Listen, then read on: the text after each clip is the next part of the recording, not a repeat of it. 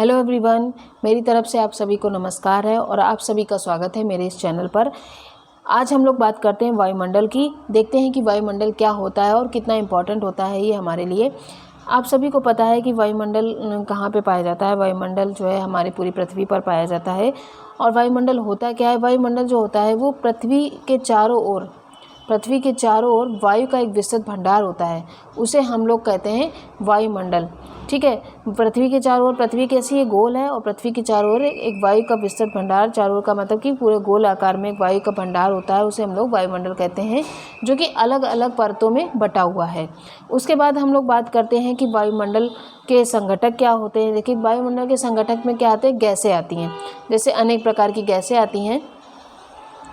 गैसों में देख लेते हैं, अनेक प्रकार की गैसें आती हैं। जैसे कि नाइट्रोजन की मात्रा वायुमंडल में सबसे ज़्यादा होती है, जो कि 78% के आसपास होती है। उसके बाद हमारे यहाँ ऑक्सीजन पाई जाती है। ऑक्सीजन की मात्रा 21% के आसपास पाई जाती है। आप लोग देख रहे होंगे कि नाइट्रोजन ज़्यादा मात्रा में है और ऑक्सीजन कम मात्रा में है। और बिना ऑक्सीजन कितनी समस्या है, अभी कोरोना के दौरान सबको पता चल गया था। उसके बाद ऑर्गन है, कार्बन डाइऑक्साइड पाई जाती है, नियॉन पाई जाती है, हीलियम पाई जाती है, ओजोन, हाइड्रोजन और भी उपस्थित हैं वायुमंडल में। और वायुमंडल में जल वाष्प भी उपस्थित होता है, धूल के कण भी उपस्थित होते हैं। उसके बाद हम लोग बात कर लेते हैं, और वायुमंडल में ओजोन भी उपस्थित होती है, जो कि ये अत्यधिक महत्वपूर्ण होती है। और विभिन्न गैसें 99% भाग में मात्र 32 किलोमीटर की ऊंचाई तक ही सीमित हैं। उसके बाद धूल कणों, जलवाष्प का भाग जो होता है वो 90% के आसपास होता है। 10 किलोमीटर से अधिकतम ऊंचाई तक ही पाई जाती हैं। उसके बाद हम लोग चलिए फिगर के माध्यम से देख लेते हैं। नाइट्रोजन का, देखिए ये पार्ट आपको दिख रहा होगा। देखिए ये वाला भाग जो है ये नाइट्रोजन का भाग है। इसमें नाइट्रोजन कितने हैं? 78% है। उसके बाद ये वाला भाग है, तो इसमें कार्बन डाइऑक्साइड कितना है? 0.4% है। और अन्य गैस कितनी है? 0.96%। देन उसके बाद ऑक्सीजन की बात करते हैं, तो ऑक्सीजन कितनी है? 21% है। उसके बाद हम लोग बात कर लेते हैं वायु की संरचना के बारे में। वायुमंडल में देखिए 5 प्रकार से बटा हुआ है। आपके सामने एक फिगर दिख रहा है, वायुमंडल से 5 प्रकार में कैसे बटा हुआ है उसकी हम लोग चर्चा कर लेते हैं कि वायुमंडल 5 प्रकार में कैसे बटा होता है। देखिए, वायुमंडल का जो विस्तार है वैसे तो 10,000 किलोमीटर तक माना गया है कि 10,000 किलोमीटर तक वायुमंडल का विस्तार पाया गया है। परंतु क्या होता है कि जो 99% भाग जो है वो सिर्फ 32 किलोमीटर तक ही सीमित है वायुमंडल का। उसके बाद जो कि 5 विभिन्न भागों में बटा हुआ है, आपके सामने देख रहे होंगे। सबसे पहले हम बात कर लेते हैं। देखिए यहाँ पे होती है ये पृथ्वी की जो संरचना, जहाँ पे लिखा है ये देखिए पृथ्वी की सतह होती है। पृथ्वी कैसी है हमारी? ऐसी है, गोल है। तो ये पृथ्वी के ऊपर की जो रेखा होती है, जैसे वायुमंडल क्या होता है, देखिए ये पृथ्वी बनी होती है और इसके आसपास के जो ये भाग होते हैं यही इन भागों में बटी होती है। ठीक है, जैसे ये पृथ्वी है तो ये कौन सा मंडल हो गया? क्षोभ मंडल हो गया, फिर समताप मंडल हो गया, उसके बाद ये मध्य मंडल हो गया, उसके बाद ये आयन मंडल हो गया, फिर उसके बाद बहिर्मंडल हो गया। इस तरीके से ये बटा हुआ है। ठीक है, उसके बाद हम लोग बात कर लेते हैं, पहले देख लेते हैं कि किस तरीके से है। सबसे नीचे देखिए क्या है? क्षोभ मंडल है। ये देखिए ये वाला हिस्सा क्षोभ मंडल है। क्षोभ मंडल में क्या है? पहाड़ है, माउंट एवरेस्ट वगैरह है। उसके बाद यहीं पे बादलों की वर्षा होती है और उसके बाद बिजली का चमकना हुआ, ये सब क्षोभ मंडल में होता है। क्षोभ मंडल की ऊंचाई कितनी है? 8 किलोमीटर से 18 किलोमीटर के बीच में क्षोभ मंडल की ऊंचाई पाई जाती है। उसके बाद क्या है? उसके बाद आता है समताप मंडल। समताप मंडल में क्या है? जैसे कि देखिए उल्का पिंड है। उल्का पिंड क्या होते हैं? उल्का पिंड एक प्रकार के वो होते हैं जो किसी पृथ्वी के आसपास सैटेलाइट लगाए जाते हैं वहाँ की हलचल देखने के लिए। उसके बाद जटयान है। जटयान वगैरह जो है, गुब्बारे वगैरह जो है वो कहाँ पे? ऋतु की जांच के लिए जो गुब्बारे उड़ाए जाते हैं वो समताप मंडल पे होते हैं। समताप मंडल पर ओजोन परत भी पाई जाती है, जो कि क्या होती है? ओजोन परत क्या होती है? हम लोगों को सूर्य के अल्ट्रावायलेट किरणों से हम लोगों की रक्षा करती है। अगर आप इन दिनों में क्या हो रहा होगा, आप लोगों ने देखा हुआ है कि गर्मी ज़्यादा पड़ने लगी है। वो क्यों पड़ने लगी है?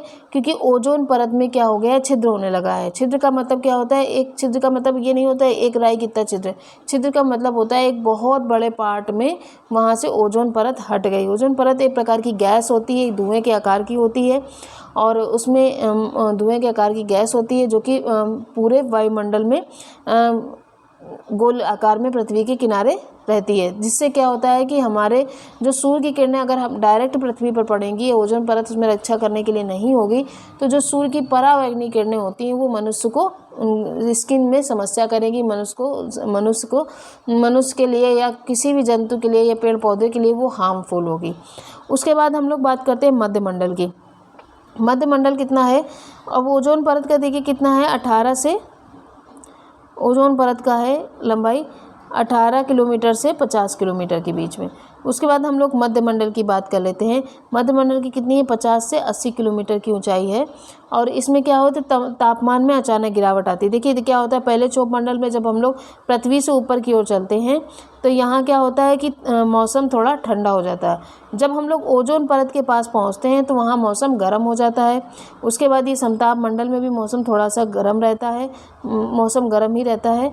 उसके बाद जब हम लोग मध्यमंडल की ओर चलते हैं, जब मध्यमंडल की ओर चलते हैं तो यहाँ पर तापमान में अचानक गिरावट आ जाती है। मध्य सीमा में क्या होता है? -100 डिग्री होता है। +100 डिग्री नहीं, +100 डिग्री में बहुत ज़्यादा गर्मी होगी, -100 डिग्री में बहुत ज़्यादा सर्दी होगी। उसके बाद वायुमंडल का न्यूनतम तापमान है, जो कि वहाँ के वायुमंडल का न्यूनतम तापमान है। अगर -100 डिग्री पहुँचता है तो वो न्यूनतम माना जाता है, मतलब कि सबसे कम घटा हुआ है, इससे ज़्यादा भी घट सकता है। उसके बाद हम लोग बात करते हैं आयन मंडल की। आयन मंडल में क्या होता है? आयन मंडल 80 से 640 किलोमीटर के बीच में होता है। यहाँ पे क्या होता है? यहाँ पे उल्का पिंड वगैरह होते हैं। उल्का पिंड क्या होते हैं? इसमें क्या होता है कि ये जो विद्युत के आवेशित कणों की अधिकता होती है, मतलब यहाँ पे रेडियो की जैसे कि तरंगे वहाँ से भेजी जा सकती है। जैसे कि रेडियो वगैरह हम लोग FM वगैरह चलाते हैं तो FM का जो है वहाँ से तरंगे कनेक्टिविटी हो जाती है आयन मंडल के थ्रू। उसके बाद जैसे कि अभी मोबाइल का ही नेटवर्क लाया जा रहा है तो उसी तरह वहाँ से ही इसका नेटवर्क कनेक्शन किया जा रहा है। उसके बाद क्या होता है कि रेडियो तरंगों को ये परिवर्तित करती है। आयन मंडल में कई परतों में बटा हुआ है, जो कि है जैसे D लेयर है, E लेयर है, F लेयर है, G लेयर है। इसके बारे में हम बाद में बात करेंगे। अभी जो इतना डीपली जो है एग्ज़ाम में, इसके बारे में हम लोग बाद में बात करेंगे। उसके बाद हम लोग बात कर लेते हैं बहिर्मंडल की। बहिर्मंडल में क्या होता है? देखिए बहिर्मंडल जो होता है 640 किलोमीटर से भी 1000 किलोमीटर के मध्य इसकी बहिर्मंडल की ऊंचाई होती है। इसमें क्या होता है? विद्युत आवेशित कणों की प्रधानता होती है। और ये इसमें क्या होती है? इसमें भी अलग अलग परतें पाई जाती हैं। अलग अलग परतों में कम सा N2 है, O2 है, हीलियम है, हाइड्रोजन है, ये सब गैसें यहाँ पे पाई जाती हैं। उसके बाद क्या है? 1000 किलोमीटर के बाद ये कम सा अंतरिक्ष में विलीन हो जाती है। ये जो है यहाँ पे कृत्रिम उपग्रह हम लोग लगाते हैं, जैसे जो सैटेलाइट वगैरह भेजी जाती है आसमान में कि जो है नासा के द्वारा या क्या नाम इसरो के द्वारा, तो ये इसी मंडल पे भेजी जाती है। आई होप आपको ये वीडियो बहुत अच्छा लगा होगा। आज के लिए इतना ही रखते हैं। आई होप आपको बहुत अच्छा लगा होगा वीडियो। प्लीज़ इसको लाइक, सब्सक्राइब एंड शेयर करें। धन्यवाद।